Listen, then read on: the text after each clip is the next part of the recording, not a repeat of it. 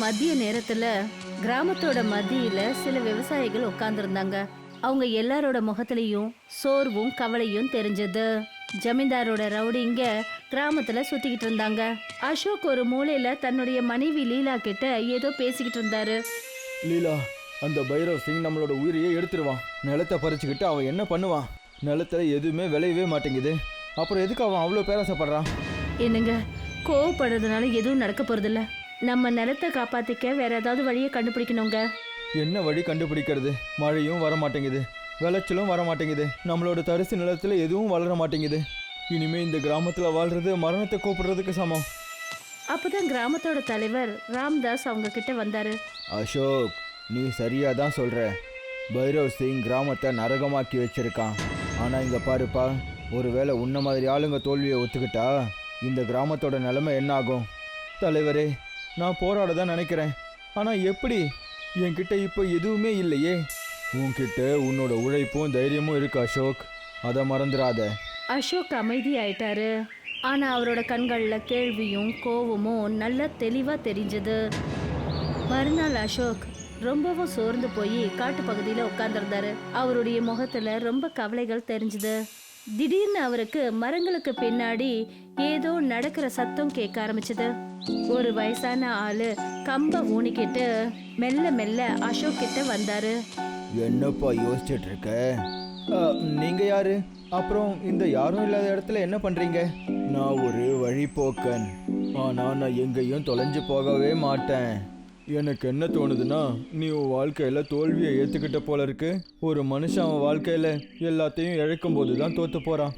என்னோட நிலம் தரிசாயிடுச்சு, என் குடும்பம் பசியோடு இருக்கு. ஆனா ஜமீன்தார் என்னோட எல்லாத்தையும் பறிக்கணும்னு நினைக்கிறாரு. அப்படின்னா நான் தோத்து போனவன் தானே? தோத்து போறவங்களால இல்ல, போராடுறவங்களால தான் இந்த உலகத்தை மாற்ற முடியும். நீ ஒரு விவசாயி. ஒரு விவசாயியோட கையில இந்த பூமியையே மாத்துற அளவுக்கு சக்தி இருக்கு. சக்தியா? என்னோட நிலம் காஞ்சு போயிடுச்சு, அதுல எந்த சக்தியும் கிடையாது. அப்படின்னா சக்தியை நான் கொடுக்குறேன். இந்த 3 விதைகள், இதை உன்னோட நிலத்துல விதைச்சு வச்சுடு. அப்புறம் ஞாபகம் வச்சுக்கோ, இது மூலமா வளர்றது உன்னோட வாழ்க்கையே மாத்திடும். வயசானவர் 3 சின்ன சின்ன விதைகளை அசோக்கோட கையில கொடுத்தாரு. இந்த விதை என்ன பண்ணும்? இதுல மேஜிக் இருக்கா? மேஜிக்குக்கும் உழைப்புக்கும் இருக்கிற வித்தியாசம் உனக்கு சீக்கிரமாவே புரிஞ்சிடும். ஆனா ஞாபகம் வச்சுக்கோ, மின்னுற ஒரு பொருளை பாதுகாப்பா வச்சுக்கிறது சாதாரண விஷயம் கிடையாது.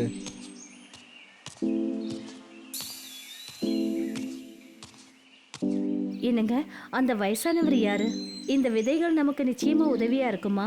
எனக்கு எதுவும் தெரியல லீலா. ஆனா ஒரு விதையை விதைக்கிறதுனால நமக்கு எந்த பிரச்சனையும் கிடையாதுல்ல. ஒருவேளை இதுவே நம்ம கடைசி நம்பிக்கையா இருக்கலாம். உங்களுக்கு இது மேல நம்பிக்கை இருக்குன்னா எனக்கும் நம்பிக்கை இருக்கு. நம்மளோட உழைப்பும் பிரார்த்தனையும் நிச்சயம் வெற்றியை கொடுக்குங்க. அசோக்கும் லீலாவும் விதைய விதைச்சிட்டு ஒருத்தர் பார்த்துக்கிட்டாங்க.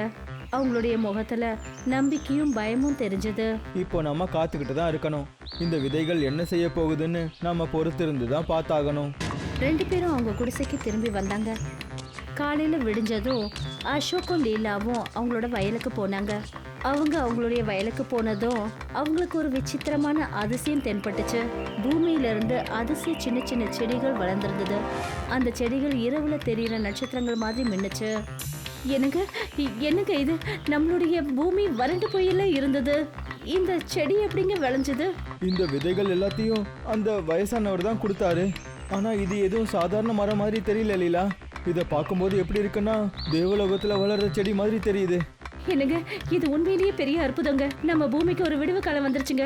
இனிமே நம்ம கிராமமும் நல்லபடியா மாறிடுங்க. அசோக்கும் லீலாவும் ஒரு நொடி சந்தோஷப்பட்டாங்க. ஆனா லீலா, ஒருவேளை கிராமத்து மக்களுக்கும் ஜமீன்தாருக்கும் இதை பத்தி தெரிஞ்சிடுச்சுன்னா அப்புறம் இந்த அற்புதமே நமக்கு பெரிய பிரச்சனையா மாறிடும். நாம எச்சரிக்கையா இருக்கணுங்க. ஆனா உண்மையை ரொம்ப நாள் மறைச்சு வைக்க முடியாதுங்களே. மறுநாள் கிராமத்து ஜனங்க அந்த வயல்கிட்ட வந்து சேர்ந்தாங்க. எல்லாரும் அந்த அதிசய செடியை பார்த்தாங்க. அவங்களோட கண்ணில் ஆச்சரியமும் சந்தோஷமும் இருந்தது. ஆனா அந்த கூட்டத்துக்கு நடுவுல ஜமீன்தாரோட ஒரு ஆளு அதை பார்த்துட்டு கபர் சிங்க்கு அந்த விஷயத்த சொல்றதுக்காக அவன் ஓடினான். அசோக் அண்ணே, இந்த செடி எங்கேருந்து வந்துச்சு? இது பெரிய அற்புதம் மாதிரி தெரியுதே. இங்க பாருங்க அண்ணே, இது கடவுளோட ஆசீர்வாதம். நான் கஷ்டப்பட்டு உழைச்சேன்ல, இது அதுக்கான பலன்.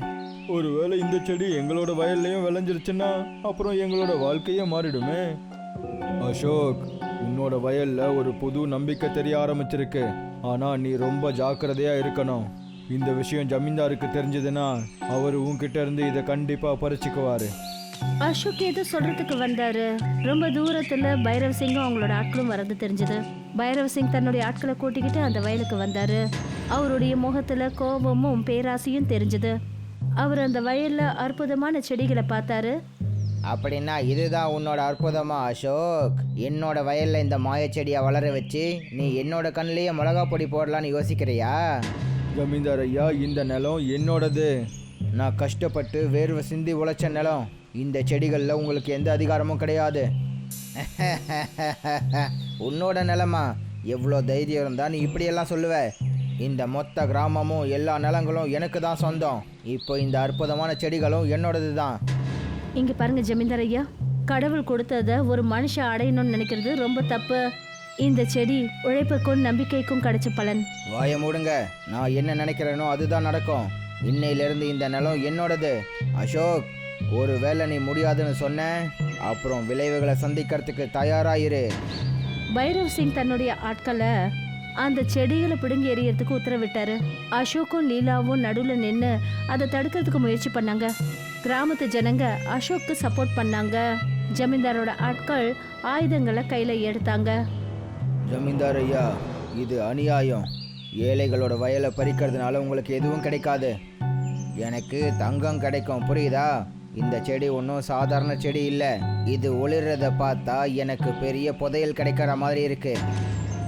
ஜமீன்தார் அவங்களுடைய ஆட்கள்ல அந்த செடிங்களை பிடுங்கி எறிய சொல்லிட்டாரு. அப்புறம் அவர் அங்கிருந்து போயிட்டாரு. அசோக்கும் லீலாவும் ரொம்ப கவலையாயிட்டாங்க.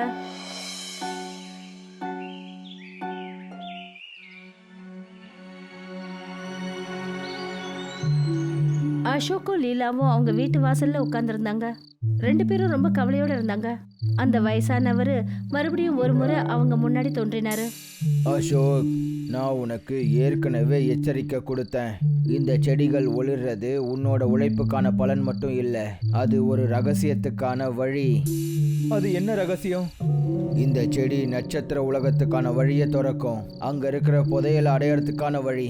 ஆனால் பேராசை கொண்ட மனுஷங்களால் அங்கே போகவே முடியாது.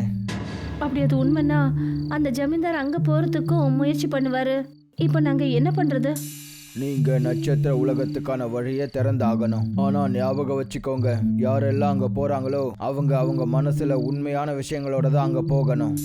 அசோக்கும் லீலாவும் ஒருத்தர் பார்த்துக்கிட்டாங்க. அவங்க முகத்துல பயம் அப்புறம் தைரியமும் தெரிஞ்சது. இனிமே ஜமீன்தார் கிட்ட மோதித்தான் பார்க்கணும்னு அவங்க முடிவு பண்ணிட்டாங்க. அந்த வயசானவர் லீலாவையும் அசோக்கையும் வயலுக்கு கூட்டிட்டு வந்தாரு. அந்த செடிகளோட பிரகாசம் முன்னை விட அதிகமாயிடுச்சு. ஏதோ வானத்துல நட்சத்திரங்கள் ஒளிர்ற மாதிரி தெரிஞ்சது. அசோக், நேரம் வந்துடுச்சு. இந்த செடிகளோட வெளிச்சம் நட்சத்திர உலகத்தோட கதவை திறந்துட்டு இருக்கு. நீங்க 2 பேரும் உடனே அங்க போகணும். ஆனா ஞாபகம் வச்சுக்கோங்க, புதையல் கிட்ட போறது சாதாரண விஷயம் கிடையாது. பேராசையும் பயமும் உங்களோட ரொம்ப பெரிய எதிரியா இருக்கும். ஒருவேளை இதால எங்க கிராமத்துல இருக்கிற தரிசு நிலங்கள் வளமாகும்னா நாங்க இந்த பரீட்சைக்கு தயாரா இருக்கோம். நாங்க எங்க உழைப்பாலையும் நேர்மையாலையும் இதுவரைக்கும் பயணம் செஞ்சு வந்திருக்கோம். இனி நாங்க பின்னாடி விலக மாட்டோம். வயசான மனிதர் மந்திரத்தை சொன்னாரு. செடிகளோட பிரகாசம் அதிகமாயிடுச்சு. பயங்கரமான ஒளியோட பூமி வெடிக்க ஆரம்பிச்சது. ஒரு மாய கதவு உருவாச்சு. அசோக்கும் லீலாவும் மெல்ல மெல்ல அதுக்குள்ள நுழைஞ்சாங்க. அசோக்கும் லீலாவும் நட்சத்திர உலகத்துக்கு போனாங்க. அந்த இடம் மாய நிறைஞ்ச இடமா இருந்தது. எல்லா புறமும் நட்சத்திரங்களோட வெளிச்சமும் அப்புறம் ஸ்வர்ண விருட்சமும் நடுவுல ஒரு குளமும் இருந்தது. அதுல இருக்கிற தண்ணீர்ல இருந்து மெல்லிய வெளிச்சம் வந்துட்டு இருந்தது. அந்த குளத்துக்கிட்ட ஒரு பாதுகாப்பாளர் இருந்தாரு. அவருடைய உருவம் பெருசாவும் ஒளி வீசிட்டு இருந்தது. யார் நீங்க? இங்க எதுக்காக வந்திருக்கீங்க? நான் அசோக்.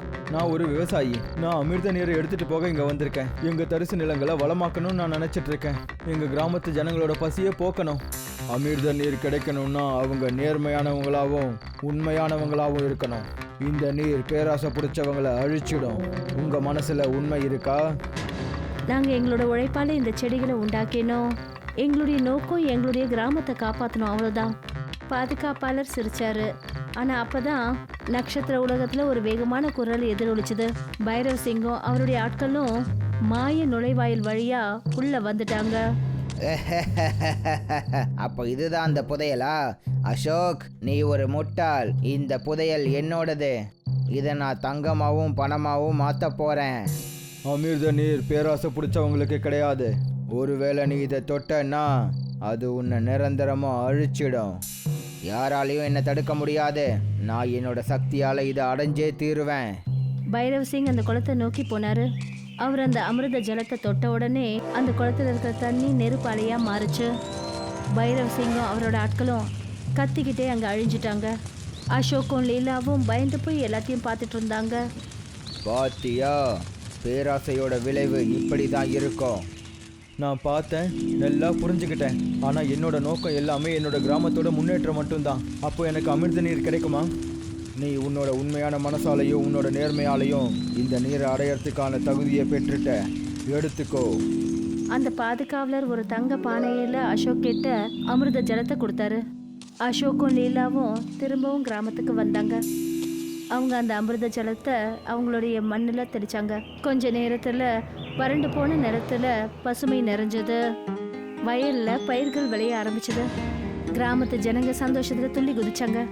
அசோக், நீ எங்களோட நம்பிக்கையை உண்மையாக மாற்றிட்ட. இப்போ இந்த கிராமம் மறுபடியும் வளமாயிடுச்சு. இது நம்மளோட நேர்மைக்கும் உழைப்புக்கும் கிடைச்ச பலன். நம்மளோட சக்திகள் மேலே நம்ம முழு நம்பிக்கை வைக்கணும். அப்புறம் இதையும் புரிஞ்சுக்கணும், பேராசைப்படுறதுனால எதுவும் கிடைக்காது. ஆனா சுயநலம் இல்லாம இருந்தா எப்பவும் நல்லதுதான் நடக்கும். கிராமத்து ஜனங்க அசோக்கும் லீலாவுக்கும் நன்றியை சொன்னாங்க. கிராமத்துல எல்லாரும் சந்தோஷமானாங்க. அசோக்கும் லீலாவும் வயல்கிட்ட போனாங்க. அந்த வயசான மனிதர் மறுபடியும் ஒரு முறை அவங்க முன்னாடி தோன்றினாரு. நீங்க யார் ஐயா? நீங்க எதுக்காக எங்களுக்கு உதவி செஞ்சீங்க?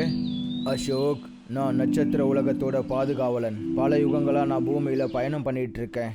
உண்மையும் நேர்மையும் இருக்கிற மனுஷங்களை தேடி அவங்களுக்கு உதவி செஞ்சுக்கிட்டு இருக்கேன். அவங்க பூமியையும் வாழ்க்கையும் வளமாக பார்த்துக்கிறவங்களுக்கு உதவி செஞ்சுக்கிட்டு இருக்கேன். ஆனா எங்களை எதுக்காக நீங்க தேர்ந்தெடுக்கணும்? ஏன்னா உங்களோட உழைப்பையும் உண்மையையும் நான் பார்த்துருக்கேன். உங்களை மாதிரியான மக்கள் தான் அமிர்தத்தையும் நட்சத்திர உலகத்தோட சக்தியையும் சரியாக பயன்படுத்துவீங்க.